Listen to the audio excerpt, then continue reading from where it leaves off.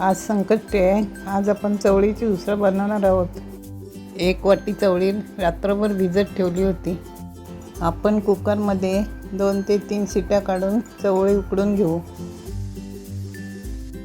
3 शिट्या झाल्या आहेत आणि आपली चवळी छान उकडलेली आहे.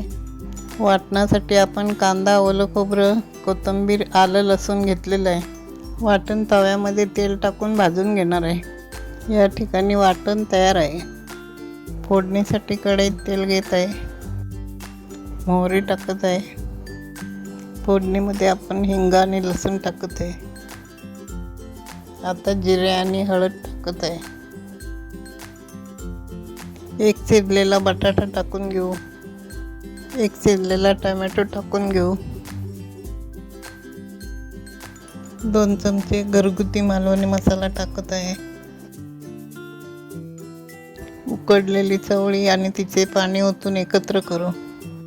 आता आपण वाटण घालत आहे. त्यासोबत आपण वाटणाचे पाणी सुद्धा घालत आहोत. चवीनुसार मीठ घालून घेऊया. आपली उसळ 10 ते 15 मिनटं शिजायला ठेवू. आपली गरमागरम चवळीची उसळ तयार आहे. त्याच्यावर आपण कोथिंबीर टाकून घेऊया. अतिशय सोप्या पद्धतीत आणि घरातील मोजक्या साहित्यात तयार होणारी ही आपली चवळीची उसळ आहे. तुम्हाला ही रेसिपी आवडल्यास व्हिडिओ लाईक करा आणि चॅनल सबस्क्राईब करा. पुन्हा भेटूया पुढील रेसिपीसोबत.